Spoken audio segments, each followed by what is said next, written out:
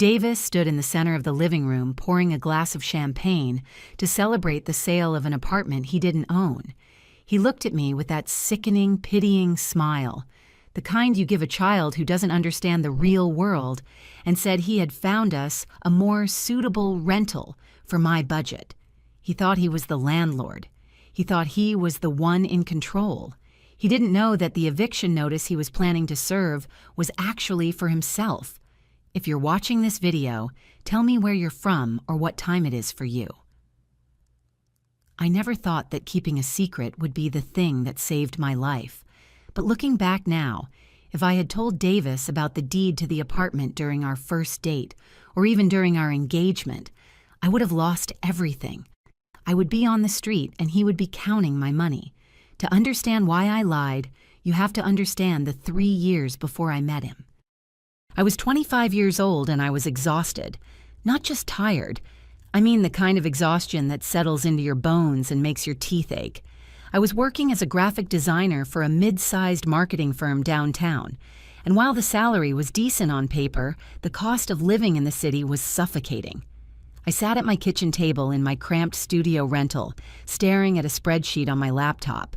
The glow of the screen was the only light in the room because I refused to turn on the overhead lamp until it was absolutely pitch black outside. Electricity cost money.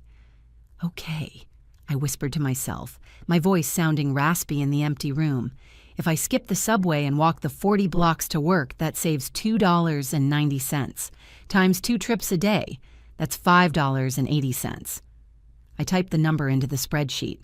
It didn't look like much. It looked pathetic, actually. $5 wouldn't even buy a sandwich at the deli near my office. But over a month, that was nearly $170.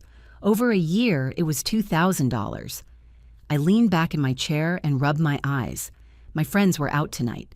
I had seen the notifications popping up on my phone earlier, pictures of cocktails that cost $18 apiece and appetizers that looked like tiny works of art. They had invited me, of course. They always did. And I had lied, of course. I always did. I have a deadline, I had typed out, my fingers hovering over the keys as I felt a pang of jealousy so sharp it almost made me nauseous. Have a drink for me. The truth was, I had a goal, a singular, obsessive, all-consuming goal that had turned me into a hermit. I wanted to own my own home. I wanted a set of keys that no landlord could demand back. I wanted walls that nobody could kick me out of. I looked at the bank balance on my screen. It was growing, slowly, painfully, but it was growing. I ate oatmeal for breakfast and dinner. I drank office coffee because it was free, even though it tasted like burnt rubber. I wore the same 3 pairs of pants until the fabric grew shiny and thin at the knees. My coworkers thought I was boring. My family thought I was depressed. "You're too serious, Elena," my mother had told me during our last phone call. "You're wasting your 20s. You should be traveling. You should be meeting people." I thought about that as I looked at the number on the screen. I wasn't wasting my 20s. I was buying my 30s. It took 3 years of grinding, 3 years of saying no to vacations, to weddings, to dinners, to life. But finally, 2 months after my 28th birthday, I did it. I stood in the office of the title company, a heavy pen in my hand. The stack of papers in front of me was thick enough to be a novel. The escrow officer, a woman named Margaret with kind eyes and reading glasses perched on the end of her nose, pointed to the signature line. "This is the last one," she said. "Just sign right there, and the keys are yours." My hand shook. I wasn't nervous about the commitment. I was terrified that something would go wrong at the last second. I kept waiting for someone to burst through the door and say there had been a mistake, that someone like me, someone who counted pennies and walked 40 blocks in the rain, didn't deserve a beautiful 2-bedroom apartment in the historic district. I pressed the pen to the paper. The ink flowed smoothly. I signed my name. Margaret smiled and slid a heavy brass key across the mahogany desk. It made a solid clink sound that echoed in my chest. "Congratulations," she said. "You're a homeowner." I walked out of that building and sat in my car for 20 minutes just holding the key. I cried. I didn't cry because I was happy, exactly. I cried because the pressure that had been sitting on my chest for 3 years finally evaporated. This was mine. Nobody could raise the rent. Nobody could sell the building out from under me. It was my fortress. But I learned a hard lesson very quickly. A fortress is only safe if you pull up the drawbridge. I made a mistake in the first month. I was so proud, so bursting with the relief of it all, that I told my family. I hosted a small housewarming party. I bought cheap wine and made a cheese platter from the grocery store discount bin. But to me, it felt like a royal banquet. My aunt, my uncle, and my cousin Casey came over. They walked through the rooms, their eyes scanning everything. The hardwood floors, the high ceilings, the crown molding that I loved so much. "This is nice," my Aunt Linda said, trailing her hand along the quartz countertop in the kitchen. She didn't sound happy for me. She sounded suspicious. "How much is the rent in a place like this?" I smiled, feeling that swell of pride again. "I actually bought it. I closed last week." The room went silent. I saw my Uncle Bob exchange a look with Aunt Linda. It was a look I would come to recognize very well over the next few years. It was the look of someone recalculating your value to them. "You bought it?" Casey asked, her voice high and sharp. She was 2 years older than me and currently living on a friend's couch because she had quit her third job in 6 months. "Where did you get that kind of money?" "I saved," I said, feeling defensive. "I worked double shifts. I didn't go out." "Must be nice," Casey muttered, grabbing a handful of crackers. "Some of us have real problems, you know. We can't just hoard money." The party ended awkwardly, but the aftermath lasted for weeks. 3 days later, my phone rang. It was Casey. "Hey, cousin," she said, her voice dripping with a sweetness that set my teeth on edge. "So, I was thinking, you have that second bedroom, right? And it's just sitting there empty." I tightened my grip on the phone. "It's my office, Casey. I use it for freelance work." "Right, but you don't sleep in it," she pushed on.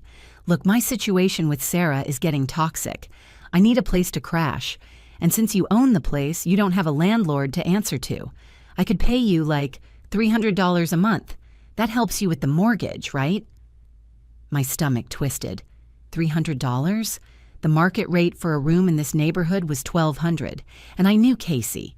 She would pay the first month, maybe the second, and then there would be an excuse. A lost job, a car repair. And I would be stuck with a squatter I couldn't evict because she was family. "I can't, Casey," I said, trying to keep my voice firm. "I really need the space for work. It's not available." "Are you serious?" Her tone snapped from sweet to vicious in a nanosecond. "You're sitting in a palace and you're going to let your own cousin be homeless? That is so selfish, Elena. I told Mom you were changing." "You think you're better than us now." "I didn't say that," I stammered, my heart racing. "I just—" "Forget it," she spat. "Keep your precious house. I hope you're happy alone." She hung up. I stared at the phone, my hands shaking. I felt guilty. Sickeningly guilty. But beneath the guilt, there was a new feeling. Anger. I had starved myself for this apartment.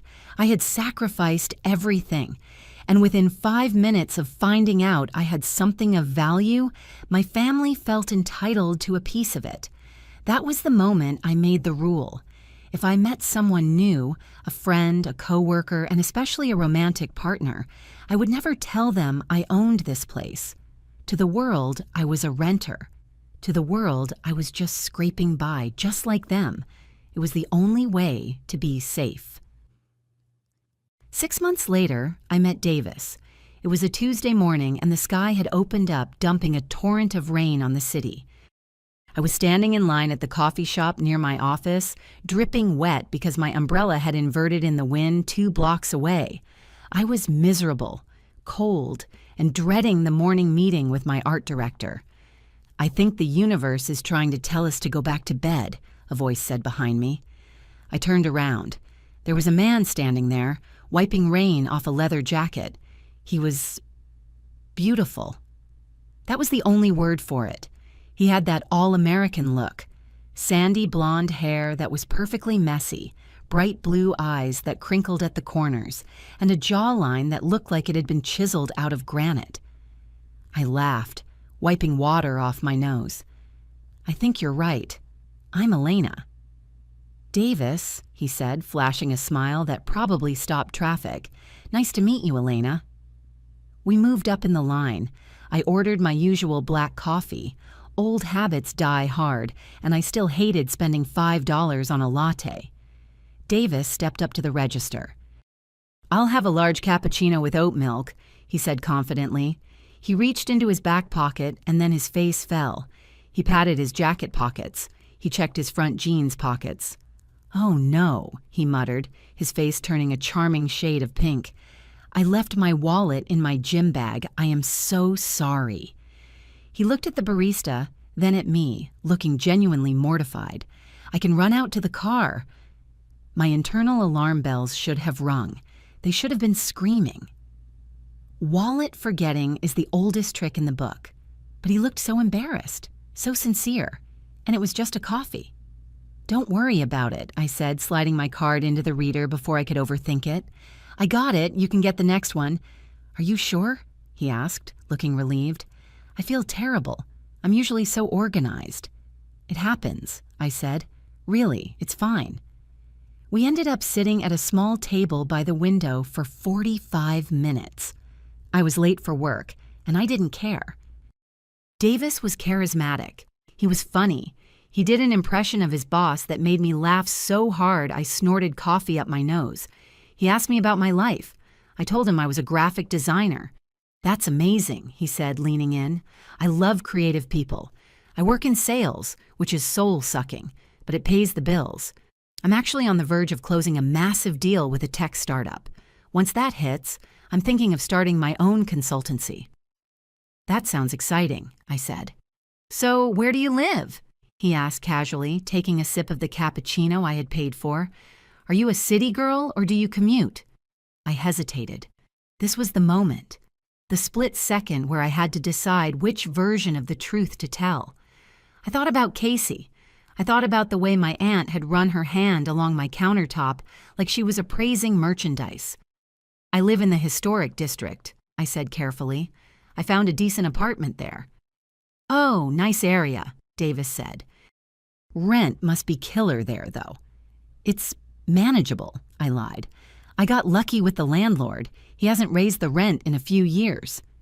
"That is lucky," Davis nodded. "Landlords are usually vultures. I'm renting a place over on 4th Street, and the guy is a nightmare. Won't fix anything." I let out a breath I didn't know I was holding. He bought it. He thought I was a renter. We were on equal ground. "Well," he said, checking his watch, a heavy silver thing that looked expensive. "I should get to the office, but I really want to pay you back for this coffee. Can I take you to dinner on Friday?" I looked at his blue eyes, his easy smile. I ignored the tiny voice in the back of my head that whispered, "He forgot his wallet." "I'd love that," I said. We started dating, and for the first few weeks, it was like living in a romantic comedy. Davis was attentive. He texted me, "Good morning, beautiful," every single day at 7:00 a.m.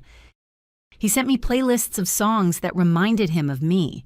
But as the weeks turned into months, the overthinking engine in my brain started to rev up. There were small things, tiny cracks in the perfect facade.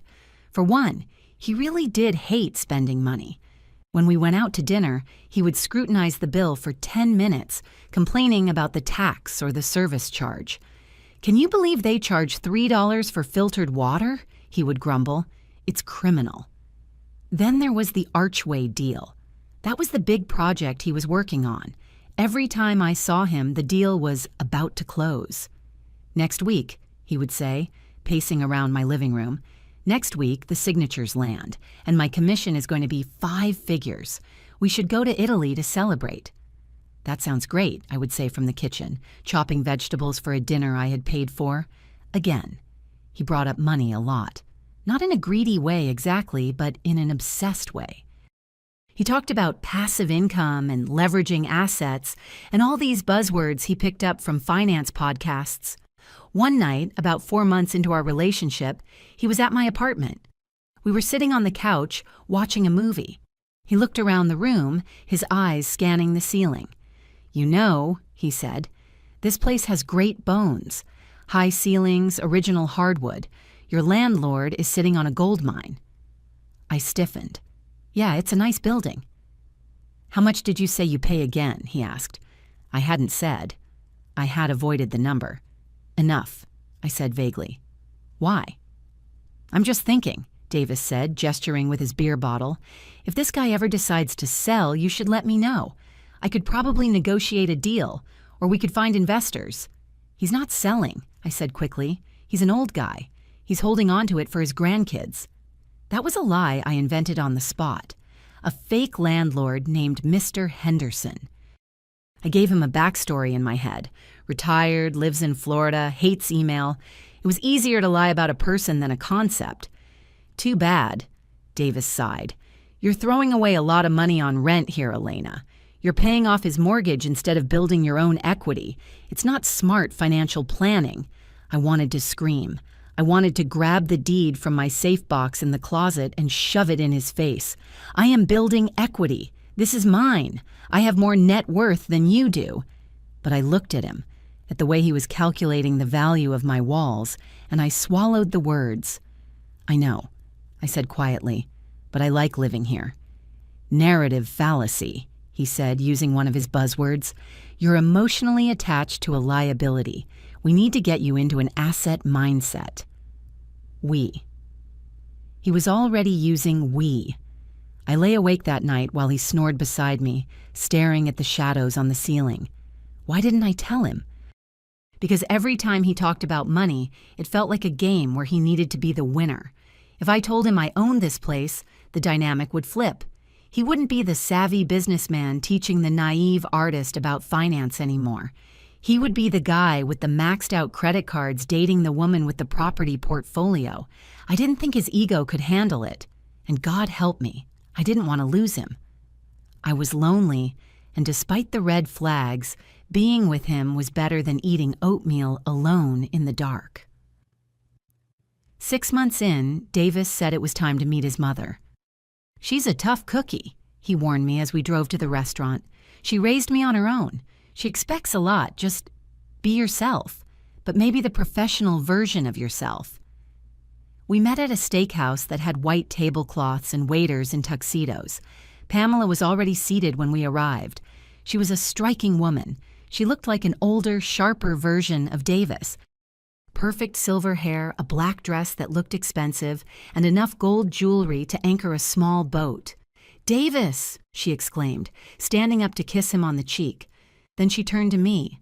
Her eyes were like lasers scanning a barcode, up and down, assessing my dress, my shoes, my hair. "And this must be Elena," she said. She didn't hug me. She offered a hand that was limp and cold. "I've heard so much about you." "Nice to meet you, Pamela," I said, taking my seat. The dinner was an exercise in psychological warfare. Pamela didn't attack me directly. That would have been too easy to call out. Instead, she used a weapon I call toxic benevolence.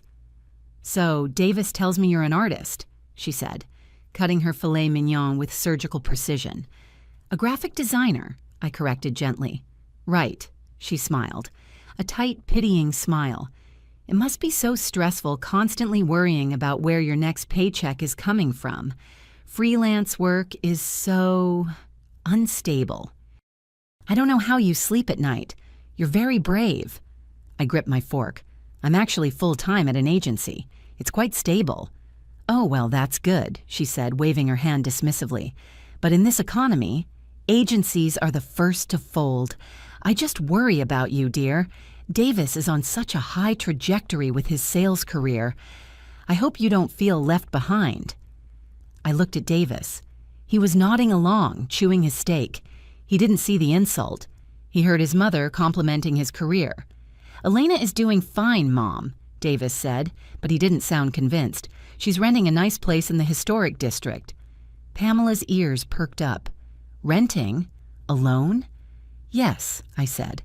That seems extravagant, Pamela murmured, taking a sip of red wine. Do you have family money, Elena? An inheritance helping you out? No, I said. I support myself. I see, she said. The tone implied she didn't believe me or she thought I was making terrible financial decisions.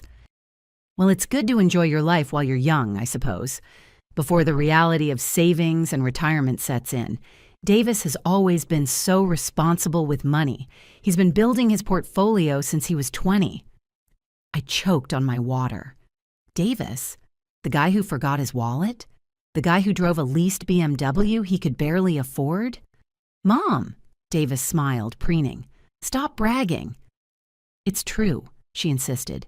He needs a partner who understands the value of building wealth, not just spending it on rent and clothes. She glanced at my dress again. I spent the rest of the dinner doing mental math. The steak was $50. The wine was $15. I was being insulted by a woman wearing a Rolex while I sat on a net worth that was probably double hers, and I had to just take it. You're so quiet, Elena, Pamela said near the end of the meal. I hope I didn't intimidate you. I'm just a mother looking out for her son's future. You understand that, right? Of course, I lied. I understand completely. 8 months into the relationship, Davis proposed. It happened at a botanical garden. He got down on one knee in front of the rose bushes. It was romantic, scripted, perfect. He pulled out a black velvet box. Elena, he said, his eyes wet, you make me want to be a better man. Will you marry me? He opened the box. The diamond was huge, too huge. I looked at it, and the overthinking engine stalled out. That stone was at least 2 carats. If it was real, it cost $20,000. I knew exactly how much money Davis made. I knew his rent was late last month because I saw the notice on his counter. Where did he get this ring? Yes, I said, because what else do you say when the man you love is on his knee? But later that night, as I stared at the ring on my finger, I felt a pit in my stomach. I took it off and held it under the bright light of my bathroom vanity. I breathed on it. It was beautiful, but it felt light. I pushed the thought away. Stop it, I told myself. Don't be cynical. He saved up, he sacrificed, just like you did. The wedding planning started immediately, and it was a nightmare. Pamela wanted a destination wedding in the Hamptons. Davis wanted a massive party with a live band. We can't afford that, I said, sitting at my kitchen table with a calculator. Davis, look at these numbers. A band alone is $8,000. Don't worry about the money, babe, Davis said, waving his hand. The Archway deal is closing next month. I'll cover the band. You haven't closed the deal yet, I argued. We can't spend money we don't have. You have such a scarcity mindset, he sighed, looking disappointed in me. You have to spend money to project success. If we have a cheap wedding, people will think we're failing. In the end, I paid for the venue. I paid for the catering. I paid for the dress. I dipped into the savings I had been rebuilding since buying the apartment. I told Davis my parents chipped in just to avoid the conversation about how I had $30,000 in liquid cash. We got married on a humid Saturday in June. It was a beautiful ceremony, despite the fact that I paid for 90% of it. That night, we went back to my apartment. We hadn't moved in together officially before the wedding. Pamela was old-fashioned and insisted we wait, so this was Davis's first night really living there. I was in the bathroom taking off my makeup, feeling the exhaustion of the day washing over me. I was Mrs. Davis Miller now. I was a wife. I walked out into the living room.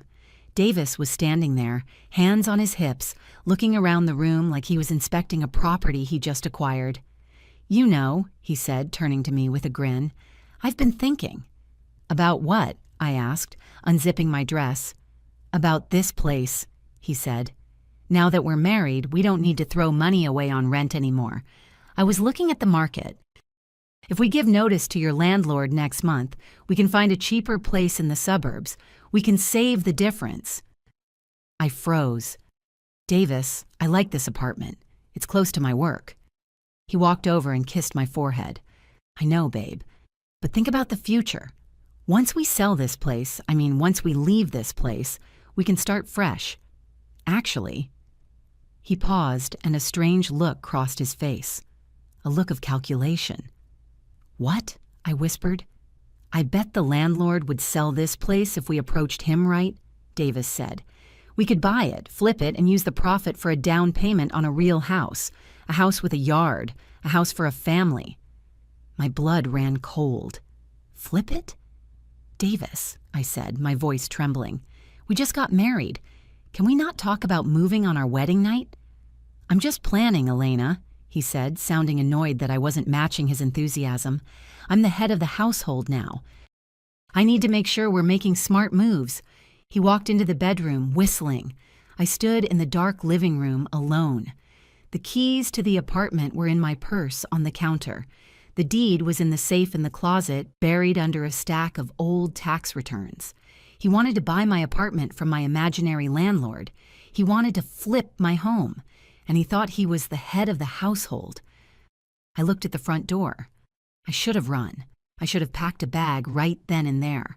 But I was paralyzed. I was married, and I had a terrible feeling that the lie I had told to protect myself was about to become a trap I couldn't escape. The morning after my wedding, I woke up with a headache that had nothing to do with champagne.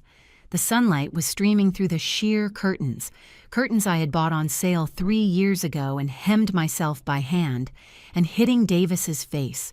He looked peaceful. He looked like the man I fell in love with, the charming guy who forgot his wallet but remembered my favorite song. But then I remembered his words from the night before. Flip it. I lay there, frozen under the duvet, and the overthinking engine in my brain kicked into overdrive. I started running simulations of the conversation I needed to have. Option A, tell him now. Davis, I own this apartment. I lied because I was scared. Reaction. He would be embarrassed, then angry. Then he would ask why I let him make a fool of himself talking about buying it. Then he would ask about the bank account. He would realize I had assets he didn't know about. He would realize I didn't trust him. Option B, keep lying. The landlord is really difficult, Davis. He'll never sell. Reaction. Davis loves a challenge. He would take it as a personal mission to break the landlord down. He would start harassing me to give him contact info. I would have to invent a fake phone number. I would have to buy a burner phone to answer as Mr. Henderson. It would spiral. I felt like I couldn't breathe. My chest was tight, a physical weight pressing down on my lungs. I looked at the ring on my finger. It sparkled in the sun. I wondered if he had put it on a credit card. I wondered what the interest rate was. 20%? 25%? Davis stirred and opened his eyes. He smiled lazily. "Good morning, wife," he mumbled, reaching for me. "Good morning," I said. My voice sounded brittle, like dry leaves. He sat up and stretched, groaning happily. "Man, what a night. The band was great, right? I told you they'd be worth it." I stared at the ceiling. They were great. I didn't mention that the final check for the band had cleared my account 2 days ago, depleting my emergency fund by $4,000. "So," Davis said, throwing his legs over the side of the bed, "I was thinking about what I said last night. About the apartment." My heart hammered against my ribs. Here we go. "Davis, can we just enjoy the morning?" I asked, sitting up. "We've been married for 12 hours. "That's exactly why we need to talk about it," he said, turning to look at me. His expression was serious now, the salesman face he used when he was trying to close a deal. "Elena, I know you're risk-averse. I know you like safety. But you married a man with vision. I'm going to take care of us, but you have to let me lead. We need to liquidate our position here, your rental situation, and get into an ownership position." Liquidate our position. He was using words he didn't understand to talk about a home he didn't own. "I really like this place, Davis," I said, trying to keep my voice steady. "I feel safe here." "Safety is the enemy of growth," he quoted, probably from a podcast he listened to in the car. "Look, just give me the landlord's email. I'll draft a letter, low pressure. Just testing the waters." "I don't have his email," I lied.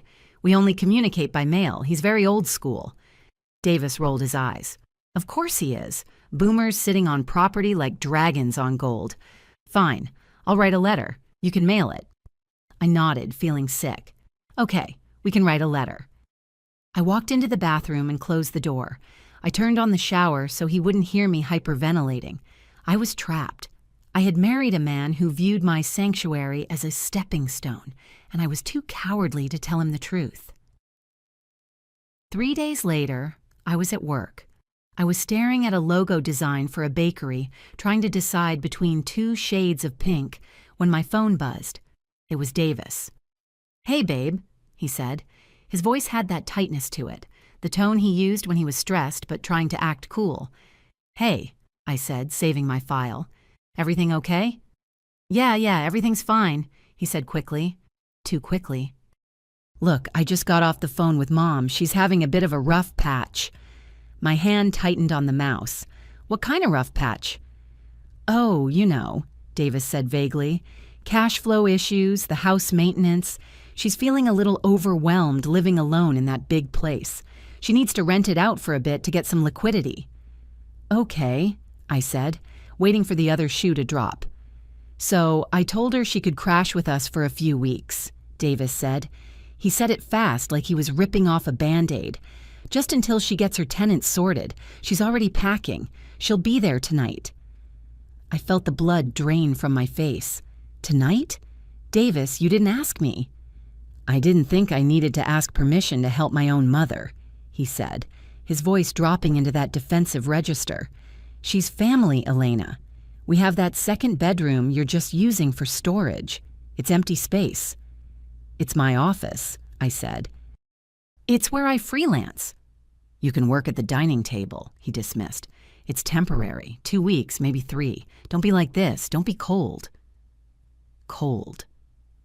That was the word he used whenever I tried to set a boundary. If I didn't want to spend money, I was cheap. If I didn't want his mother moving in, I was cold.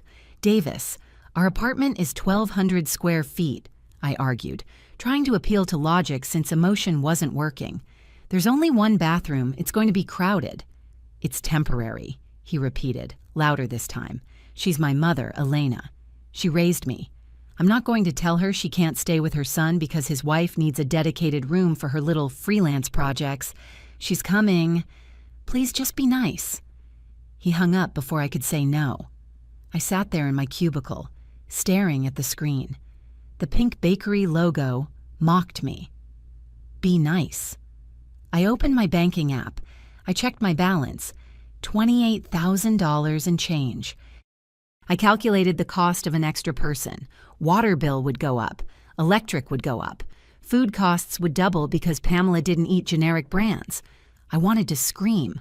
I wanted to call him back and say, "I own the apartment and I say no," but I didn't. Instead, I closed my eyes and calculated. If she stays for a month, that's roughly $300 in extra utilities and food. I can absorb that. I just have to cut back on my own lunches. I was bargaining with myself. I was paying for the privilege of being miserable in my own home. When I got home at 6:30, the invasion had already begun. I unlocked the front door. My door, the door I had painted a soft slate blue 2 years ago, and almost tripped over a Louis Vuitton suitcase the size of a small coffin. There were 3 of them in the hallway.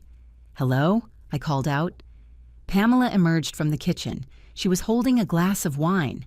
My wine. The bottle I had been saving for a special occasion. "Elena!" she cried, beaming as if she hadn't just bullied her way into my life. "You're home late. Davis said you work long hours. You really should be careful, sweetie. Stress ages the skin terribly." I looked past her into the living room and felt my breath hitch. My gray velvet armchair, the one I had saved for 6 months to buy, was moved into the corner.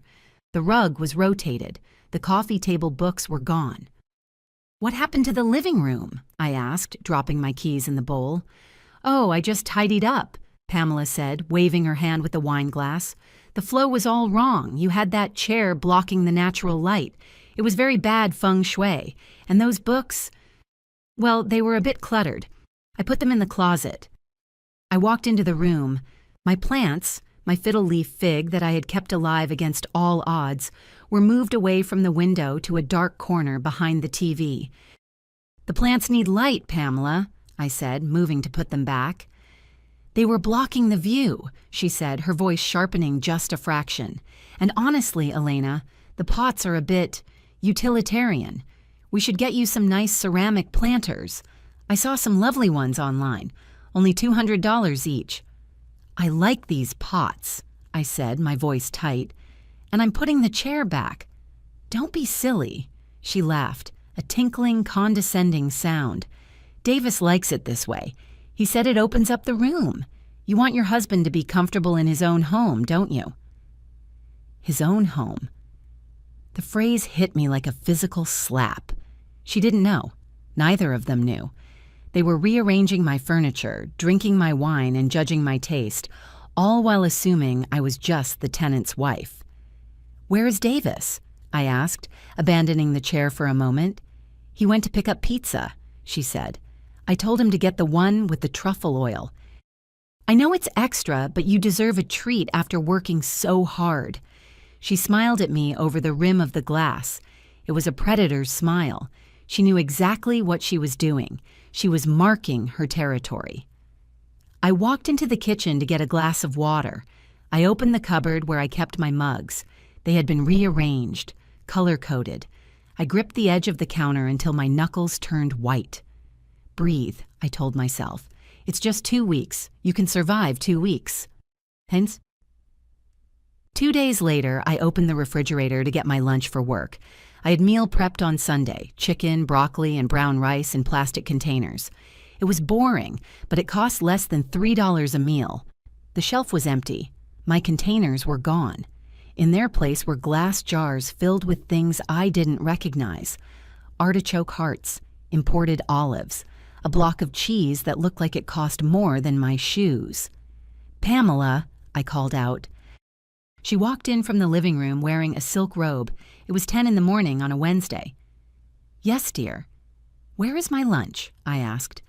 "I had 5 containers of chicken and rice right here." "Oh, that," she wrinkled her nose. "I threw it out." I stared at her. "You what?" "I did you a favor," she said soothingly, placing a hand on my arm. "Elena, really, plastic containers?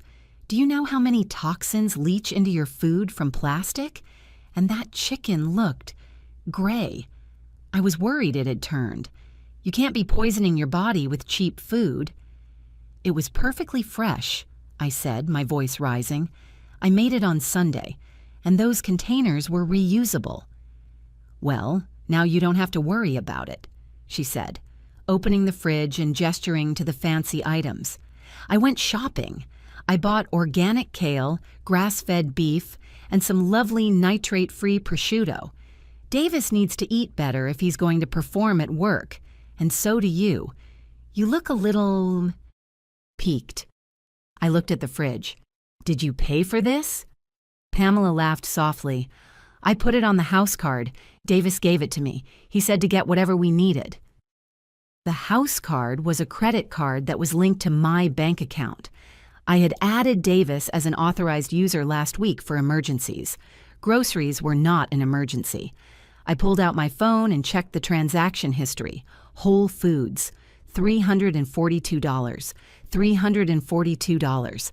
That was my entire grocery budget for the month, gone in one trip, on olives and prosciutto. "Pamela," I said, my voice shaking with suppressed rage, "we cannot afford to spend $300 on snacks. We have a budget." "Oh, honey," she sighed, shaking her head. "There you go with that scarcity mindset again. Davis told me you worry too much. Money is energy. You have to spend it to attract it. Besides, isn't your health worth a few dollars?" "It's not a few dollars," I snapped. "It's 300. You're being dramatic," she said, tightening her robe. "I'll make you a sandwich with the prosciutto. You'll thank me later." She turned her back on me. I stood there staring at her back, realizing that my temporary guest was actually a parasite. And because of my lie, I couldn't even use the one weapon that would stop her. I couldn't say, "Get out of my house." The next morning, I was running late. I rushed into the bathroom to wash my face. My jar of moisturizer was sitting on the counter, the lid unscrewed. This wasn't drugstore lotion.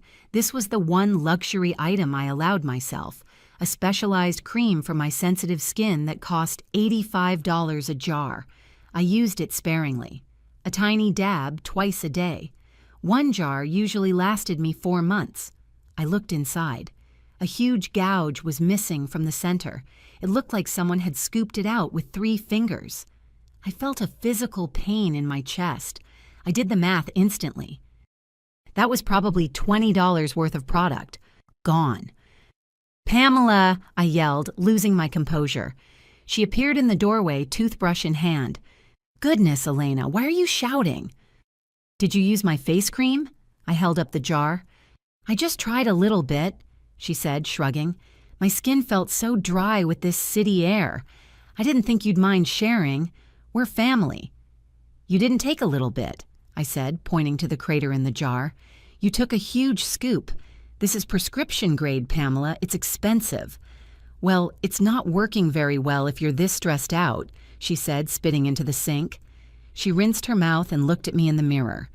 "Honestly, Elena, you're so territorial. It's just cream. Davis buys you nice things, doesn't he? He can buy you another one." "Davis doesn't buy this," I said through gritted teeth. "I buy this with my money." "Same thing," she said dismissively. "Marriage is 50-50. His money is your money." "Your money is, well, presumably you contribute something to the household pot." She patted my cheek, a patronizing, soft little slap. "You're so tense. Maybe you should try some yoga. I know a great studio, very exclusive. Maybe I can get you a guest pass." She walked out. I gripped the cold porcelain of the sink. She was dismantling my life, one boundary at a time, and she was doing it with a smile. Toxic benevolence. She framed every theft as a favor, every insult as advice. I looked at the ruined cream. I wanted to cry, but crying wouldn't bring the money back. I closed the jar and put it in my toiletry bag. Then I put the bag in my purse. From now on, my toothbrush, my cream, and my deodorant were coming to work with me. I was living like a refugee in the apartment I owned. Friday came. I left work at 2 in the afternoon because a migraine was splitting my skull in half. The stress of the last week, the money, the intrusion, the constant lying, had manifested as a blinding pain behind my left eye. I didn't text Davis I was coming home. I just wanted to crawl into bed and pass out. I unlocked the front door silently, wincing at the click of the deadbolt. I slipped my shoes off at the mat so I wouldn't make noise on the hardwood floors. I heard voices coming from the kitchen. "Absolutely ridiculous that she won't give you the contact info," Pamela was saying. Her voice was clear and sharp, not the syrupy tone she used with me. "I know, Mom," Davis replied. "She's stubborn. She thinks she's protecting us or something. She has this weird loyalty to the place." I froze in the hallway, pressing myself against the wall. The pain in my head throbbed in time with my heartbeat. "Well, you need to be the man," Pamela said. "You need to take charge. Look at this apartment, Davis. It's a gold mine in a neighborhood like this.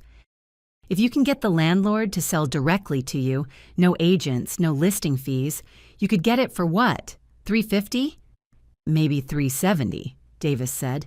"He probably doesn't know the current market value if he's some old guy in Florida." "Exactly," Pamela said. I could hear the excitement in her voice. "So you offer him $370. You tell him the HVAC is failing, the plumbing is old, scare him a little. He sells. Then we put in $20,000 for cosmetic upgrades. Gray floors, new cabinets, knock down that wall to the kitchen." "Open concept," Davis agreed. "Buyers love open concept." "Then you list it for $550, Pamela finished. "That's nearly $200,000 in profit, Davis. That sets you up. That gets you out of debt. That starts your firm." I put a hand over my mouth to stifle a gasp. They weren't just talking about buying a home. They were talking about defrauding the owner, my imaginary landlord.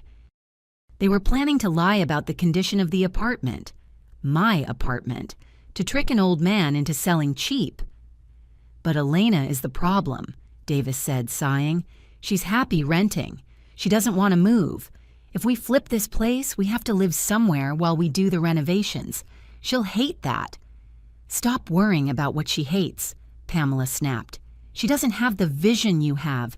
She's a worker bee, Davis. You're a king. You make the decisions, and she'll thank you when she's sitting in a real house in the suburbs with a new car in the driveway. You have to drag her into wealth if she won't walk there herself." "Yeah," Davis said. "Yeah, you're right. I'm going to find the landlord's number myself. I'll look through her tax records if I have to. She must have his address somewhere." "Check her filing cabinet," Pamela suggested. "The lock on that thing is a joke. I can probably pick it with a hairpin." I backed away slowly. My migraine was gone, replaced by a cold, hard clarity. They weren't just annoying, they were dangerous. They were actively plotting to invade my privacy, break into my files, and manipulate my financial future. I realized then that this wasn't a marriage anymore. It was a heist, and I was the bank. I turned around and quietly opened the front door, then slammed it shut loudly. "Honey," I called out, injecting a fake cheerfulness into my voice that made my throat hurt. "I'm home early." The silence from the kitchen was instant. I walked in. Davis was leaning against the counter, looking guilty. Pamela was examining her fingernails. "Hey, babe," Davis said, his smile tight. "You're back early." "Migraine," I said. "I'm just going to lie down." "Poor thing," Pamela said, her eyes cold. "Go rest. We were just talking about dinner plans." "Great," I said. I walked into the bedroom and locked the door.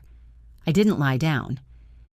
I went to the closet, moved the pile of sweaters on the top shelf, and checked my safe box. It was still locked. The key was on my key ring. They hadn't gotten in yet, but they would try. I sat on the edge of the bed and pulled out my phone. I didn't call Davis out. I didn't scream. I needed a plan. I needed to catch them in the act, and I needed to do it in a way that left no room for misunderstandings. I opened the Notes app on my phone and started a new list. 1. Secure the documents. 2. Find a new hiding place for the deed. 3. Let them think they're winning. The overthinking engine was no longer spinning with anxiety. It was spinning with strategy. If they wanted to play games with the landlord, I would give them the show of a lifetime. That night, the air in the apartment felt heavy, like the pressure drop before a tornado. I had moved my deed and my passport from the filing cabinet to the trunk of my car while Davis was in the shower. I wrapped them in a reusable grocery bag and buried them under the spare tire. It felt insane. I was a newlywed woman hiding her identity from her husband like a spy in a bad movie. When I came back inside, Davis was sitting at the dining table. He had his laptop open and a serious expression on his face. The CEO face he practiced in the mirror. "Babe, sit down," he said, gesturing to the chair opposite him. "We need to have a family meeting." I sat. My stomach churned. I watched his fingers tap against the table. Tap, tap, tap. I knew that rhythm. It was the sound of him gearing up to sell me something I didn't want. "Mom and I were talking," he started. Of course they were. "And we realized that our current burn rate is unsustainable. If we want to build real wealth, we need to cut the fat." "Cut the fat?" I repeated. "Davis, I bring my lunch to work. I haven't bought new clothes in a year. The only fat in our budget is the $300 your mother spent on imported cheese yesterday." He winced, waving his hand dismissively. "That's small potatoes, Elena. You're focusing on the micro when you should be looking at the macro. The rent here is the problem. It's dead money." "It's $1,200 a month," I lied, keeping the number consistent with my backstory. "That's incredibly cheap for this neighborhood." "But it's not equity," he pressed, leaning forward. Look, I found a rental in East Heights. It's $800 a month. It's a basement unit, sure, and the commute is 40 minutes longer for you, but that saves us $400 a month. That's almost $5,000 a year. We could put that into a high-yield account. I stared at him. The overthinking engine was screaming. East Heights? That's in the flood zone. The commute would cost me an extra $100 in gas, erasing 25% of the savings immediately. And a basement unit? With Pamela, we would be living on top of each other in the dark. Davis, I said slowly, trying to keep the tremor out of my voice. You want us to move into a basement to save $400 while you're talking about flipping this place for $200,000 profit? Which is it? Are we broke or are we real estate moguls? He blinked. He hadn't expected me to connect those dots. That's part of the plan, he stammered. We move out to save cash flow. We buy this place from your landlord. We renovate. We sell. Then we buy a mansion. It's a sequence, Elena. You have to sacrifice to win. And what happens to the profit? I asked. Let's say we do this. Let's say we make $200,000. Where does it go? Into the joint account, he said instantly. Obviously. The joint account. The one he had access to. The one he would drain for business opportunities and image maintenance. I'm not moving to a basement, Davis, I said, standing up. I like my home, I like my light, and I'm not uprooting my life on a gamble. His face darkened. You're so stubborn. You're holding us back, Elena. Mom was right. You don't have the stomach for success. Maybe not, I said, walking to the bedroom, but I have a roof over my head, and I'm keeping it. 2 days later, the war escalated. I came home early again. I was taking half days using my vacation time because I didn't trust them alone in the apartment. As I walked in, I saw Pamela sitting on the sofa by the window. She was holding an envelope up to the sunlight. My heart stopped. It was a letter from my bank. I saw the logo through the paper. It wasn't a statement. I had gone paperless for those. It was a change of terms notice. But on the front, clear as day, it said, "Valued mortgage customer." Pamela was squinting at it, trying to read the text through the envelope without opening it. "What are you doing?" I barked, startling her. She jumped, and the envelope fluttered to the floor. She recovered quickly, pressing a hand to her chest. "Good Lord, Elena, you scared me half to death. You really need to stop sneaking around." I lunged for the letter and snatched it up. "You were reading my mail." "I was sorting it," she said, smoothing her skirt. "It was mixed in with Davis's magazines. I was just checking the addressee. You're so paranoid." "You were holding it up to the light," I accused. "That is a federal crime, Pamela." "Oh, please," she scoffed. "Don't be dramatic. I was checking if there was a check inside. Sometimes you can tell. Davis is waiting on a commission check." I looked at the envelope. If she had seen the word mortgage, the game was over. But she looked annoyed, not triumphant. She hadn't seen it yet. "Don't touch my mail," I hissed. "Ever." I took the letter into the bedroom and shredded it instantly. My hands were shaking so bad I almost jammed the machine. She's hunting, I thought. She's looking for the cracks. If she sees one document, one account number, she'll figure it out. I grabbed my purse and ran out the door. "I have to run an errand," I yelled over my shoulder. I drove straight to the bank branch 3 towns over. I couldn't risk going to the local one where a teller might say, "Hi, Elena, how's the mortgage payments coming?" while Davis was standing there. I sat in the little cubicle with a banker named Steve. "I need to put a lock on everything," I told him, my voice breathless. "Paperless for everything. No marketing materials mailed to the house. No refinance now offers. Nothing. If the bank needs to talk to me, you email me or you call me. Do not send a single scrap of paper to my address." Steve looked at me with concern. "Is everything okay, ma'am?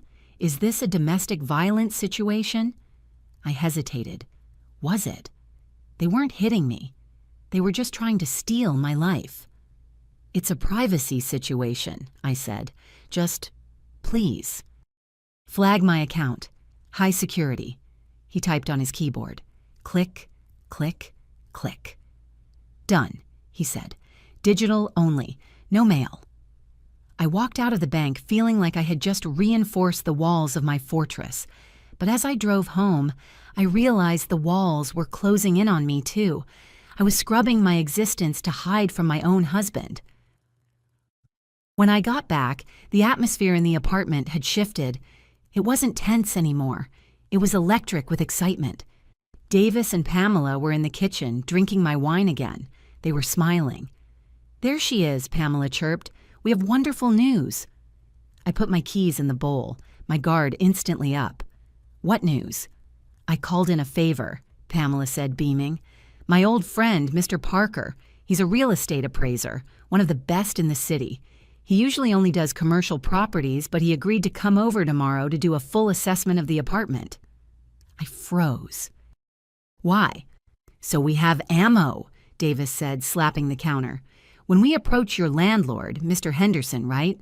We need to know exactly what this place is worth. We need to point out all the flaws so we can drive the price down. Mr. Parker is going to give us an official report detailing every crack, every drafty window, every issue. We'll hand that to Henderson and say, 'Look, your place is falling apart. Sell it to us cheap before it collapses.'" I stared at them. They were so proud of themselves. They had arranged for a professional to come into my home and document why it was a piece of junk, so they could use that document to scam a man who didn't exist. "You can't just bring an appraiser in here," I said. "The landlord didn't authorize it." "He doesn't need to know," Pamela winked. "Mr. Parker is doing it off the books, a favor to me." "He's coming tomorrow at noon," Davis said. "I took the afternoon off. Mom is making lunch. It's going to be great." My mind raced. An appraiser. A professional. If Mr. Parker was legitimate, the first thing he would do before visiting a property was pull the public records. He would look up the address. He would see the square footage, the tax history, and the owner's name. Elena Vance. He would see it. He would walk in that door knowing I was the owner. Panic flared in my chest, hot and sharp. I had to stop him. I had to cancel. But then, I looked at Davis's smug face. I looked at Pamela's predatory grin. Wait. If Mr. Parker walked in knowing the truth, and they didn't, a cold, calm feeling washed over me. This wasn't a disaster. This was the detonator. "Tomorrow at noon?" I asked, keeping my face blank. "Sharp," Pamela said. "You should probably stay at work, sweetie. This is boring business stuff. You wouldn't be interested." "Actually," I said, forcing a smile, "I think I'll come home for lunch. I'd love to meet Mr. Parker." I didn't sleep that night. I lay next to Davis, listening to him mumble in his sleep about equity and profit margins. At 5:30 in the morning, while the sky was still gray, I crept out of bed. I took my phone and went into the bathroom, turning on the fan to mask my voice. I searched for Parker appraisals in the city. There was one result. James Parker, certified residential and commercial appraiser. I found his office number. It was too early to call, but I saw a mobile number listed for urgent inspections. I hesitated. Calling a stranger at dawn was crazy, but my life was crazy. I dialed. It rang 4 times. Then a groggy voice answered. "Parker. Mr. Parker," I whispered, pressing the phone to my ear.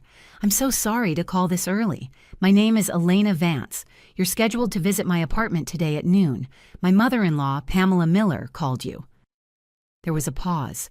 I heard rustling like he was sitting up. "Pamela?" "Yes." The favor. "Look, lady, if this is about rescheduling, call the office." "It's not about rescheduling," I said, speaking fast. "It's about the ownership. Mr. Parker, have you pulled the records for the property yet?" "Not yet," he grunted. "I was going to do it this morning. Why?"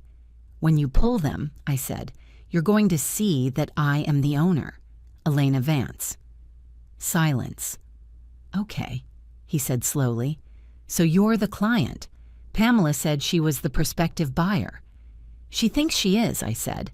"Mr. Parker, this is going to sound insane, but my husband and his mother do not know I own the apartment.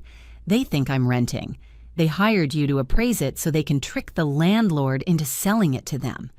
Mr. Parker laughed. It was a dry, rasping sound. "You're kidding. A hostile takeover of a spouse's property? I haven't seen that one in 20 years. "I need you to come," I begged. "I need you to do the appraisal exactly as they asked. Let them talk. Let them dig their hole. And then, at the end, I need you to tell them the truth. I need a witness when the bomb goes off." "Lady," Mr. Parker said, and I could hear the smile in his voice now, "I usually charge double for drama, but for this, I'll do it for the standard fee. This sounds entertaining." "Thank you," I breathed. "Please just act normal until the end." "See you at noon, Mrs. Vance," he said. I hung up and stared at my face in the mirror. I looked tired. I looked pale. But for the first time in weeks, I didn't look like a victim. I looked like the person holding the match. I went to work for the morning just to keep up appearances, but I got absolutely nothing done. I stared at my screen, watching the clock tick. 10 o'clock, 11 o'clock, 11:30. I drove home. When I walked in at 12:15, the apartment smelled like roasting garlic and expensive perfume. Pamela had transformed my dining room. She had laid out a white tablecloth. Where did she even find that? And set the table with my grandmother's china, which I kept wrapped in bubble wrap in the top cupboard. "You're home," Pamela said flatly as I walked in. She was wearing a dress that cost more than my first car. "I told you I'd come for lunch," I said, putting my purse down. "This looks fancy." "It's a business lunch," Davis said, walking out of the bedroom. He was wearing his wedding suit. He had slicked his hair back. He looked like a child playing banker. "We need to make a good impression on Mr. Parker so he gives us a favorable valuation." "A favorable valuation," I repeated. "Meaning a low one?" "Exactly," Davis winked. "He's going to find all the problems." There was a knock at the door. Davis jumped. "That's him. Elena, maybe you should stay in the kitchen. Let the adults talk?" "I live here, Davis," I said, walking to the sofa and sitting down firmly. "I'm going to watch." Davis scowled at me, but he didn't have time to argue. He opened the door. Mr. Parker stood there. He was a short, stout man with a gray mustache and eyes that didn't miss a thing. He held a leather portfolio. "Mr. Parker!" Pamela cried, rushing forward to shake his hand. "Thank you so much for coming." "Pamela?" He nodded. He looked over her shoulder and locked eyes with me. He gave a microscopic nod. "And this must be the tenants?" "My son Davis," Pamela introduced, "and his wife, Elena." "Nice to meet you," Davis said, using his deepest, most manly voice. "We really appreciate this.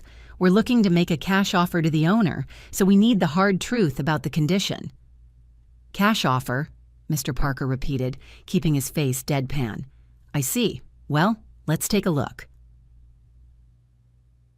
The next 30 minutes were an exercise in surreal comedy. Mr. Parker walked through my apartment, tapping walls and checking outlets.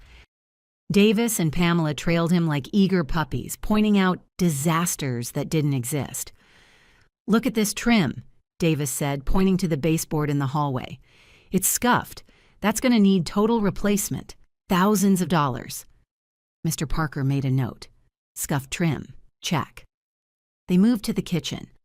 "The cabinets are dated," Pamela sighed, running a manicured nail along the oak finish. "Mid-90s at best, and the layout is claustrophobic. We'd have to gut the whole thing. That brings the value down significantly, doesn't it?" "Kitchen requires updating," Mr. Parker droned, writing it down. "Noted." I sat on the sofa, listening to them tear apart my home. My home. The place I had bought with my sweat. The cabinets I had polished by hand. The trim I had painted myself on a Saturday night with pizza and wine. Every criticism felt like a tiny cut.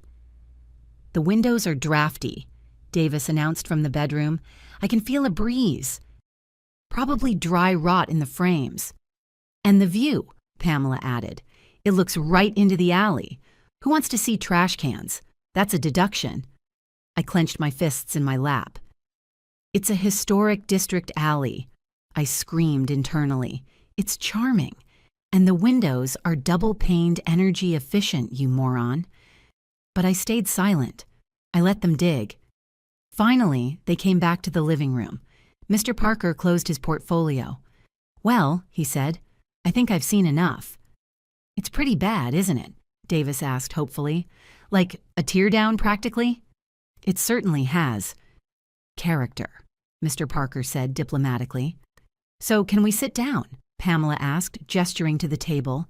I made a quiche. We can discuss the numbers. I don't usually eat with clients, Mr. Parker said, but in this case, sure. He sat down at the head of the table. Davis sat on his right, Pamela on his left. They looked like a board of directors. I stayed on the sofa. Come join us, Elena, Mr. Parker called out. I think you'll want to hear this. Davis shot me a warning look. Don't screw this up. But I stood up and walked to the table. I pulled out the chair at the opposite end, facing Mr. Parker. So, Davis started, leaning in. Based on what you've seen, what do you think? 350? 370? Mr. Parker opened his portfolio again. He pulled out a single sheet of paper. It wasn't an appraisal form. It was a printout from the county assessor's website. Before we talk about value, Mr. Parker said, his voice dropping an octave, becoming serious and heavy, we need to clear up a discrepancy regarding the title. The title? Pamela asked, frowning. We know who the owner is. It's a Mr. Henderson. We just need the valuation to present to him. That's the thing, Mr. Parker said. He looked at Davis. I pulled the records this morning. There is no Mr. Henderson. This property hasn't been owned by a Mr. Saeed. Henderson in the last 50 years. Davis laughed nervously. That's impossible. Elena pays rent to him every month. Maybe it's under an LLC? No LLC, Mr. Parker said. It's owned by an individual. Purchased 3 years ago. Paid in full. He slid the paper across the white tablecloth. It stopped right in front of Davis's plate. The owner is sitting at this table, Mr. Parker said. Davis looked down at the paper. I watched his eyes scan the lines. I saw the moment his brain registered the words. Owner of record, Elena Vance. The silence that followed was louder than a scream. It was a vacuum, sucking the air out of the room. Davis looked up. His face was pale, his mouth open. He looked at me, then at the paper, then at me again. Elena? He whispered. I'm the landlord, Davis, I said. My voice was steady, cold and hard as stone. And I'm not selling. The silence in the room stretched so thin I thought it might snap and take my head off. Davis was staring at the paper Mr. Parker had slid across the table like it was a live grenade. Elena Vance, he read again, his voice cracking on the second syllable of my name. Date of purchase, October 15th, 2021. He looked up at me. The color had drained from his face, leaving him looking sickly and gray, but his eyes were starting to burn. It wasn't the anger of a man who had been wronged. It was the rage of a man who had been caught. You own this, he said. It wasn't a question. You've owned it the whole time. Yes, I said. My heart was hammering against my ribs like a trapped bird, but I kept my hands folded on the table to hide the shaking. I bought it 3 years ago. Pamela let out a sound that was half gasp, half shriek. She snatched the paper from Davis's hand. That's impossible. She's a freelancer. She eats ramen. How could she afford a property in this district? Mr. Parker cleared his throat. It was a loud, deliberate sound. Well, he said, standing up and collecting his portfolio, it seems the appraisal is no longer necessary, as the owner is clearly aware of the property's value. I'll see myself out. Wait, Davis said, standing up too fast. His chair scraped violently against the hardwood floor. You knew? You came here knowing? I did, Mr. Parker said, looking Davis up and down with a look of pure professional disdain. Your wife called me this morning. She wanted a witness. And frankly, son, After listening to you two plan to defraud a senior citizen for the last hour, I'm glad she did." He looked at me. "Good luck, Mrs. Vance. Call me if you need that valuation for other legal proceedings." He walked out. The door clicked shut, and then the bomb went off. "You lied to me," Davis screamed. He slammed his hand down on the table, making the china rattle. "For our entire relationship, every day, every time I asked about rent, every time I worried about our future. You were sitting on a $500,000 asset and laughing at me." "I wasn't laughing," I said, my voice trembling. "I was protecting myself. And looking at what you tried to do today, hiring an appraiser to trick a landlord into selling cheap, I was right to protect myself." "We were trying to build a future," Pamela yelled, standing up to join the fray. Her face was blotchy with rage. "For us, for the family. And you manipulative little snake, you trapped him. You let him marry you under false pretenses." I felt the overthinking engine stutter. False pretenses. That sounded like a legal term. "I didn't trap anyone," I said. "I just didn't tell you I owned the walls we were standing in. It didn't change who I was." "It changed everything," Davis roared. "Money changes everything. If I had known, He stopped. "If you had known what?" I asked quietly. "You would have loved me more? Or you would have tried to sell my apartment sooner?" He didn't answer. He just stared at me with hatred. The argument didn't stop. It mutated. For the next hour, they didn't just yell. They twisted reality until I felt dizzy. "I can't believe I trusted you." Davis paced the living room, running his hands through his hair. "I opened my soul to you, Elena. I told you about my fears, my debts, and you sat there judging me from your ivory tower." "I paid off your credit card last month, Davis," I reminded him. "I paid the electric bill. I paid for the wedding." "Oh, throwing money in my face now?" he sneered. "That's classic financial abuse, Elena. Using money to control your partner. Making me feel small because I don't have a deed in my name." I blinked. Financial abuse? I was the one hiding my bank statements so his mother wouldn't read them. I was the one whose face cream was being stolen. But somehow, in his narrative, I was the oppressor. Pamela sat at the table, weeping into a cloth napkin. Not silent tears, loud, theatrical sobs. "I told you, Davis," she wailed. "I told you she was secretive. I felt it in my spirit. She doesn't trust us. She treats us like enemies. I tried so hard to be a mother to her, to fix up her home, to cook for her. You moved my furniture and threw away my food," I snapped. "I was nesting," she cried. "I was trying to make a home for my son, and you treated me like a burglar." "You were a burglar," I said. "You were planning to pick the lock on my filing cabinet." "That was for your own good," Pamela shrieked, dropping the napkin. "To help you manage your assets because clearly you're too emotionally immature to handle real estate. Keeping it a secret? That's what children do. Adults share resources." She looked at me with venomous eyes. "You clearly aren't ready for a real marriage, sweetie. You're still playing house." I felt a crack in my resolve. They were so convinced of their own righteousness. For a second, just a split second, I wondered if I was the crazy one. Is it wrong to hide a house? Is it a betrayal? Then I looked at the appraisal paper still sitting on the table. The paper that proved they were planning to scam Mr. Henderson. "No," I said, standing up. "I'm done listening to this. I want you both to leave. Now. Pack your bags. Get out of my apartment." Davis stopped pacing. He turned to me, and a slow, terrifying smile spread across his face. "Your apartment?" he asked softly. Davis pulled out his phone. He didn't call a moving van. He opened a browser. "You know," he said, tapping the screen with his thumb, "I've been reading a lot about property law lately, since we were planning to buy this place." He looked up.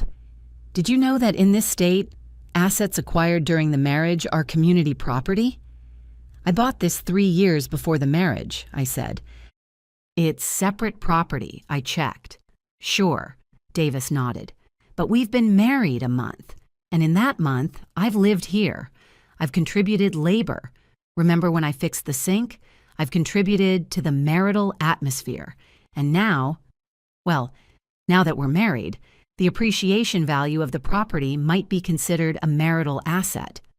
He was using words he barely understood, but the confidence in his voice made my blood run cold. Plus, Pamela chimed in, drying her eyes instantly, you commingled funds, didn't you, Elena? You used your rent money to pay for groceries. You used the same account to pay the mortgage that you used to pay for dinner dates. Once you mix the money, it all becomes one big pot. My stomach dropped. Commingled funds. I had paid the mortgage from my primary checking account, the same account I used to pay for the wedding venue, the same account I used to pay off Davis's credit card. Did I mess up? My internal monologue was screaming now. Did I accidentally give him a claim to the apartment by being generous? You can't kick me out, Davis said, crossing his arms. This is my matrimonial home. I have a legal right to reside here. If you change the locks, that's an illegal eviction. I could sue you for everything you have. He's right, Pamela said, pouring herself another glass of my wine. We're not going anywhere, Elena. This is our home now, and since you have so much money, I think you should order us dinner. I'm too upset to cook. I looked at them. They had pivoted from we're leaving to we own this place in under 2 minutes. I couldn't breathe. The walls of the apartment felt like they were shrinking. I was trapped in a box with 2 people who wanted to consume me. I turned around and walked into the bathroom. I locked the door. I sat on the closed toilet lid and put my head between my knees, trying to stop the room from spinning. Think, think, think. I needed help, not a friend, not a therapist. I needed a shark. I pulled out my phone and scrolled past my mom, past my sister, to Victoria Law. Victoria was my best friend from college. She was a divorce attorney who charged $400 an hour and scared grown men for a living. I hadn't told her about the secret apartment because I knew she would yell at me for not getting a prenup. I pressed call. Elena, she answered on the first ring. Why are you calling me at 2 p.m. on a Tuesday? I messed up, I whispered. I need you right now. Victoria arrived 40 minutes later. I had stayed in the bathroom the entire time, listening to Davis and Pamela in the living room. They had turned on the TV. I could hear the laugh track of a sitcom. They were watching TV like nothing had happened, like they hadn't just tried to steal my home. When the doorbell rang, I heard Davis say, I'll get it. Probably the pizza. I unlocked the bathroom door and ran into the hallway just as Davis opened the front door. Victoria stood there. She wasn't wearing a suit. She was in yoga pants and a blazer, clearly coming from her home office, but she looked terrifying. She held a briefcase in one hand and a venti coffee in the other. Who are you? Davis asked, blocking the doorway. Move, Victoria said. She didn't shout, she didn't ask. She just projected a command. Davis blinked, startled, and stepped back. Victoria swept past him, her heels clicking sharply on the hardwood. She saw me and her eyes softened for a fraction of a second before turning to steel again. Kitchen table, she said to me. Now. We sat. Pamela looked up from the sofa, looking annoyed. Who is this? We didn't order company. I'm Elena's attorney, Victoria said, slamming her briefcase onto the table. And we need to clarify some misconceptions about property law before you embarrass yourselves further. Davis puffed up his chest. You can't just barge in here. This is my house. It is not, Victoria said calmly, pulling a file out of her bag. I just pulled the deed on my way over. Elena Vance, sole owner, purchased prior to marriage. In this state, that is defined as separate property. It is not subject to equitable distribution. We're married, Davis shouted. Everything is shared. Wrong, Victoria said. Unless she refinanced and added your name to the deed, or unless you can prove you made significant capital contributions, like paying the mortgage or funding a major renovation, you have zero claim. Did you pay the mortgage, Davis?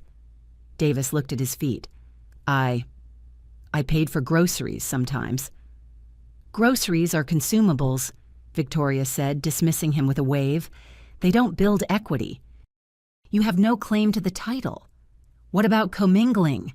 Pamela shouted from the couch. She used her money for us. Gifts, Victoria said without looking at her. Elena gave you gifts. That doesn't entitle you to the source of the funds. If I buy you a coffee, you don't own my wallet. She turned to me. Elena, do you want them here? No, I said. I want them out. Okay, Victoria said. She looked at Davis. You heard her, your guests, and your invitation has been revoked. Leave. Davis laughed. It was a shaky, manic laugh. No. Excuse me? Victoria raised an eyebrow. No, Davis repeated, crossing his arms. I'm her husband. I have residency established here. I get mail here. You can't just kick me out. You have to evict me. And that takes months. He looked at Pamela. Right, Mom? That's right, Pamela smirked. Civil matter. You'll have to take us to court. And until a judge orders us out, we're staying right here, in our home. Victoria looked at me. I saw the calculation in her eyes. She knew they were right. In this state, once someone established residency, even if they didn't pay rent, getting them out was a nightmare. Fine, Victoria said, closing her briefcase. If you want to do this the hard way, we'll do it the hard way, but be warned. I bill by the hour, and I'm going to make sure Elena sues you for every penny of legal fees when this is over. Good luck getting blood from a stone, Davis sneered. I'm broke, remember? Victoria left an hour later to start drafting the eviction paperwork. It's going to be ugly, she warned me at the door. They're going to try to make you miserable so you pay them to leave. Don't pay them a cent. Document everything. The war began immediately. That night, I went into my bedroom, and found the door locked. Davis! I pounded on the wood. Open the door. Occupied, he yelled from inside. I'm stressed. I need privacy. This is my room. My bed. Go sleep on the couch, he shouted, since you love that living room so much. I slept on the sofa wrapped in a throw blanket. It was lumpy and cold. All night I heard them moving around. At 2 a.m., the TV blasted on at full volume. An action movie. Explosions and gunfire shook the walls. I sat up, eyes burning. Turn it down, I screamed. I can't hear you, Pamela yelled back from the kitchen. She was blending a smoothie at 2 a.m. I lay back down and put a pillow over my head. I started doing mental math to keep from crying. Eviction process, roughly 90 days. Legal fees, $5,000 retainer. Mortgage, $2,000 utilities. I looked at the ceiling light. It was on. Every light in the apartment was on. They were doing it on purpose. They knew I paid the bills. I got up and walked around, turning off switches. As soon as I turned one off and walked to the next room, Davis would walk behind me and flip it back on. Click, off, click, on. Stop it, I begged, standing in the hallway. I'm afraid of the dark, Davis said, his face deadpan. Trauma response from finding out my wife is a liar. He flipped the hall light on. Click. I retreated to the bathroom, the only room with a lock that still worked for me, and sat in the tub. I realized then that they weren't just squatters. They were terrorists. They were trying to break me psychologically. The next morning, I woke up stiff and aching on the sofa. The apartment was quiet, too quiet. I looked at the time. 7:30 a.m. I had a client presentation at 9 Greens. I ran to the hall closet where I kept my laundry hamper. I needed my navy blazer. It was the only thing that made me feel professional when my life was falling apart. The hamper was empty. I froze. I knew I had put clothes in there yesterday. Davis, I called out. No answer. I checked the washer and dryer in the kitchen closet. Empty. I ran to the bedroom door. Locked. Panic started to rise in my throat. I couldn't go to work in my pajamas. I couldn't miss this meeting. Then I remembered the building's trash chute. No, they wouldn't. I grabbed my keys and ran out into the hallway. I took the elevator down to the basement. The trash room was a concrete box that smelled of rotting meat and stale beer. There were 3 large dumpsters. I started climbing. I dragged a crate over to the first dumpster and peered in. Nothing but black bags. I checked the second one. There, sitting on top of a pile of coffee grounds and orange peels, was a tangle of blue fabric. My blazer, my slacks, my silk blouse. No, I whimpered. I climbed into the dumpster. The smell was overpowering. I gagged, tasting bile. I grabbed my clothes. They were damp and stained brown. Coffee grounds were embedded in the silk. I climbed out, shaking, holding my ruined wardrobe against my chest. They had thrown my clothes in the trash. I took the elevator back up, tears streaming down my face. I wasn't sad anymore. I was cold, hard fury. I walked into the apartment. Davis was sitting at the table, eating cereal. He didn't look up. "You threw my clothes in the dumpster," I said. "Did I?" he asked, chewing loudly. "I was just cleaning up. Cutting the fat. Isn't that what we talked about?" I didn't scream. I didn't argue. I walked past him into the bathroom and threw the ruined clothes in the tub. I needed evidence. Victoria said, "Document everything." I took out my phone and ordered a hidden camera online. Overnight shipping. But I couldn't wait for overnight. I needed eyes on them now. I had an old smartphone in my junk drawer. I dug it out. The screen was cracked, but it turned on. I downloaded a nanny cam app. I tried to connect it to the Wi-Fi. Password incorrect. I stared at the screen. I had set that password myself. Fortress. I tried again. Password incorrect. I looked at the router in the living room. Davis was smiling at his bowl of cereal. "Internet down?" he asked innocently. "That's weird. Maybe the bill didn't get paid, since you're hoarding all the money." He had reset the router. He had changed the password. I was locked out of my own network. I sat on the floor of the kitchen, holding the cracked phone. I would have to use my data plan. I would have to hide the phone somewhere they wouldn't look. I scanned the room. The plant. The fake plant Pamela hated. I shoved the phone into the dirt of the pot, angling the camera lens through the leaves. It was clumsy. The battery would only last a few hours. It was the hard way, but it was the only way I had left. I spent the next 3 hours sitting on the kitchen floor staring at the router lights, or rather, the lack of them. After I failed to guess the new password Davis had set, I decided to do a hard reset. I found a paperclip in my junk drawer, one of the few things Pamela hadn't thrown away, and crawled behind the TV stand. I pressed the tiny button on the back of the modem, holding it for 30 seconds like the manual said. The lights blinked orange, then green.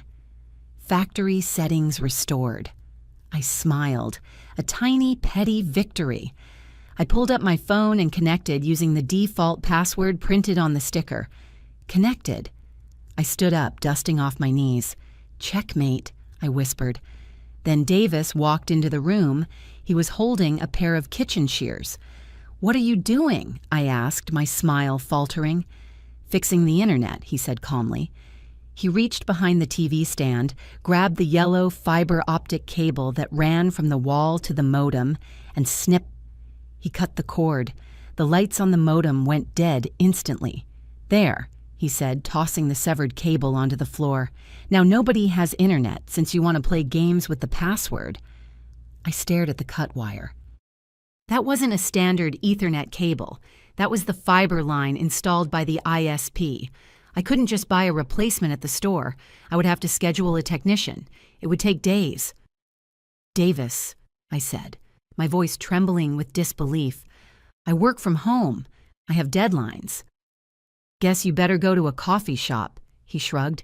"Maybe you can use some of that secret money to buy a latte." He walked away, whistling. My overthinking engine crashed. I wasn't calculating money anymore. I was calculating how I was going to explain to my boss that I couldn't log in because my husband had vandalized our infrastructure. I grabbed my laptop and my charger. I didn't have time to cry. I had to find Wi-Fi. I spent the next 8 hours at a coffee shop 3 blocks away. I bought the cheapest tea on the menu, $3, and nursed it until it was cold. I sat in the corner, smelling faintly of the dumpster diving I had done earlier, trying to focus on graphic design while surrounded by teenagers watching videos. Every time my phone buzzed, I jumped, thinking it was a notification from the hidden camera in the plant. But the camera relied on Wi-Fi. Davis had cut the blindfold too. I was flying blind. I stayed at the coffee shop until they closed at 9 o'clock. I didn't want to go home. The apartment wasn't a sanctuary anymore. It was a cage. When I finally drove back, I saw something that made my heart stop. A white van was double parked in front of my building. The side of the van read, 24-hour emergency locksmith. I slammed the car into park and ran. I didn't wait for the elevator. I ran up 3 flights of stairs, my lungs burning, my laptop bag banging against my hip. I turned the corner into my hallway. Davis was standing at my door. A man in blue coveralls was kneeling at the knob, a drill in his hand. The lock cylinder was already on the floor. "Stop!" I screamed. The sound tore out of my throat, raw and primal. The locksmith jumped, dropping the drill. Davis turned around, looking annoyed. "What are you doing?" I yelled, running up to them. I put myself between the locksmith and the door. "What do you think you're doing?" "Changing the locks," Davis said smoothly. "I lost my key. It's a security risk. I called a professional." "He doesn't own this apartment," I shouted at the locksmith. "I do. I am the owner. Do not drill another hole." The locksmith looked from me to Davis. He looked tired. "Look, buddy. You said you were the owner. You showed me a license with this address." "It's my matrimonial home," Davis said. "I have a right to secure it." "He's trying to lock me out." I pulled my phone out.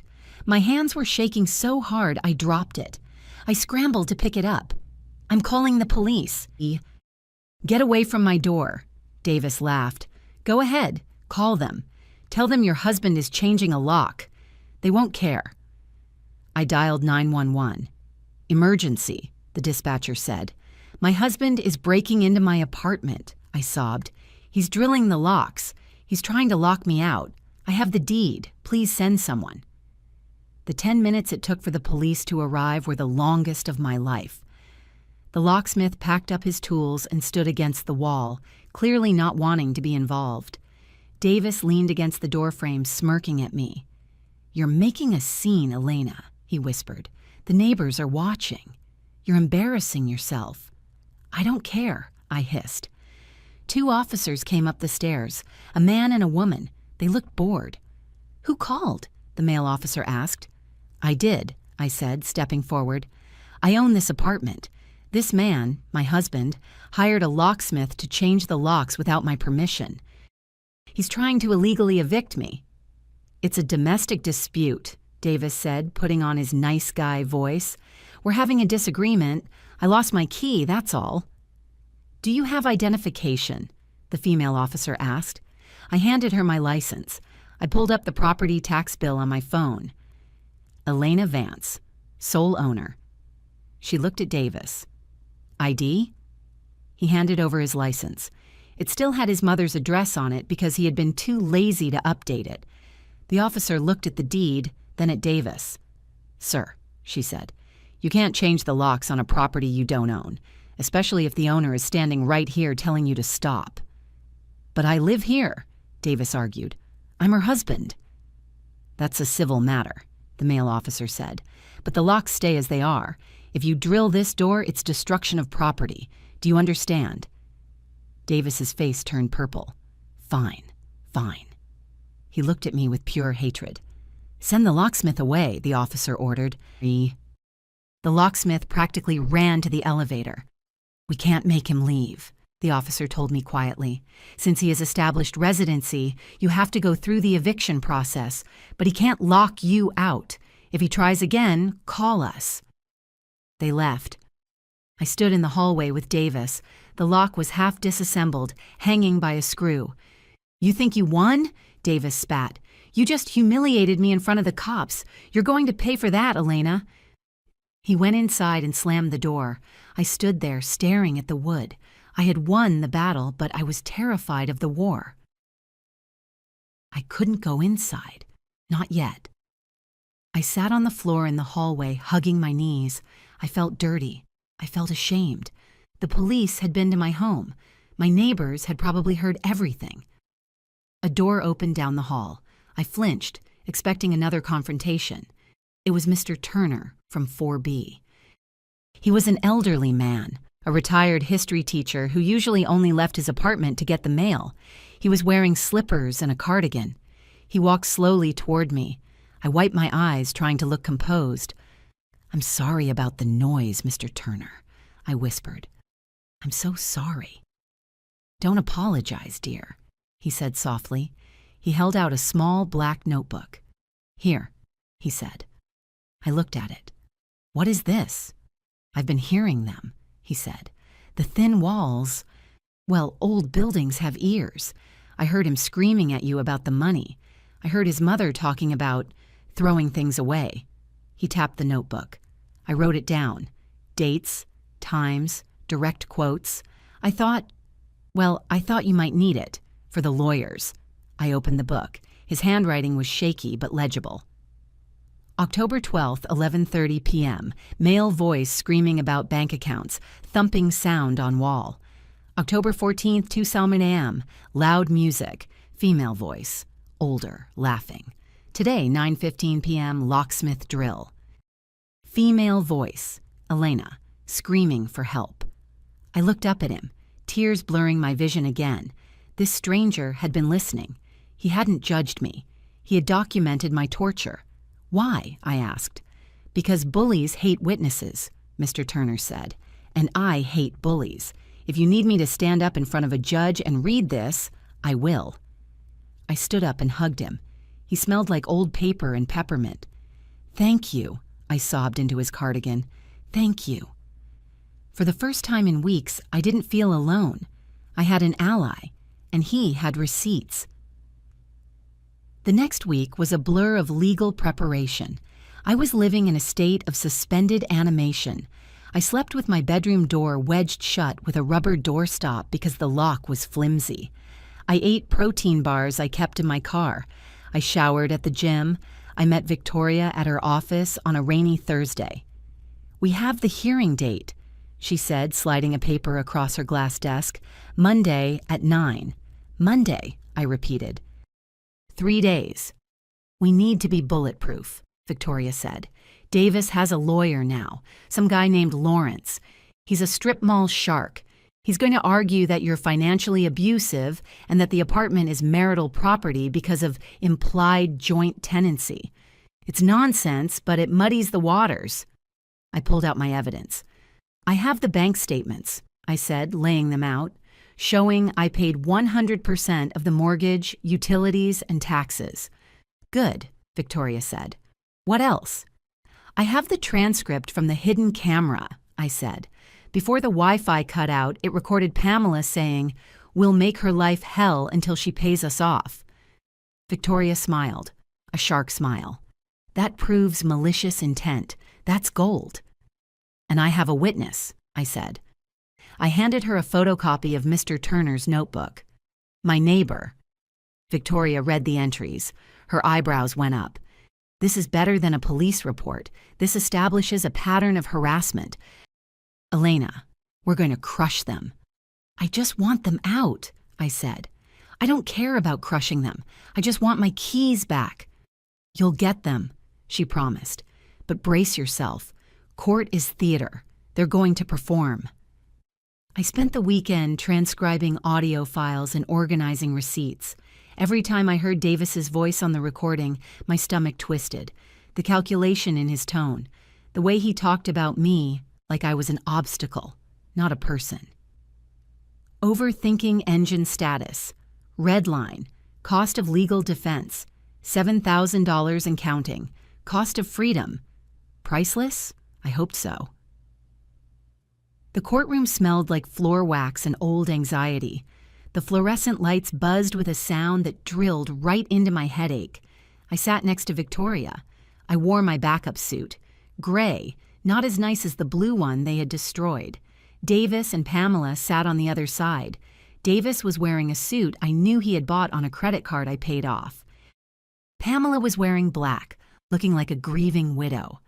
Judge Martinez walked in. She was a woman with sharp glasses and a no-nonsense demeanor. "Case number 452, the clerk announced. Vance versus Miller, petition for emergency restraining order and eviction." Lawrence, Davis's lawyer, stood up first. He was a sweaty man with a comb-over. "Your Honor," he began, booming his voice, "this is a tragic case of a wife using her financial superiority to abuse her husband. My client, Mr. Miller, has been a loving, supportive partner. He has contributed to the household, and now, over a simple misunderstanding about a lock, she is trying to throw him onto the street. It is cruel. It is vindictive." Davis wiped a fake tear from his eye. Pamela patted his hand. It was a disgusting performance. "Mr. Miller claims he is a resident," Judge Martinez said. "Does he pay rent?" "He contributes in other ways," Lawrence said. "Emotional support. Home maintenance." "I see," the judge said. She turned to Victoria. "Counselor?" Victoria stood up. She didn't boom. She was surgical. "Your Honor, the respondent's home maintenance consisted of cutting the fiber optic internet cable to prevent my client from working. We have the invoice from the repair technician confirming the line was severed with shears." She handed up a paper. "As for emotional support," Victoria continued, "we have sworn testimony from a neighbor, Mr. Turner, who has logged 42 instances of screaming, loud music at 3 a.m. and verbal abuse in the last 14 days. Mr. Turner stood up in the back row. He nodded respectfully at the judge. "And finally," Victoria said, dropping the heavy binder on the table, "here are the bank records. Mr. Miller has contributed exactly $0.00 to the household. In fact, on the day in question, he attempted to change the locks to exclude the legal owner, my client, from her own property."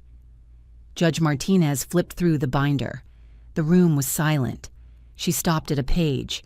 She looked at Davis. "Mr. Miller," she said, "did you tell the police officer that you owned the property?" Davis stood up. I said it was my home. I meant in the spiritual sense." "The police report says you claim to be the owner," the judge said. "That is fraud. You also attempted to sell the property to a third party without your wife's consent. I see an appraisal report here." "We were just exploring options," Pamela blurted out. "Sit down, madam," the judge snapped. Judge Martinez closed the binder. She took off her glasses. "I have seen enough," she said. "This is not a marriage. This is a hostile occupation. Mr. Miller, you are a guest who has overstayed his welcome and committed acts of vandalism and harassment." She banged her gavel. "Restraining order granted. You are to vacate the property immediately. You have 48 hours to remove your personal effects. You are not to contact the plaintiff. You are not to come within 500 feet of the property after the move-out."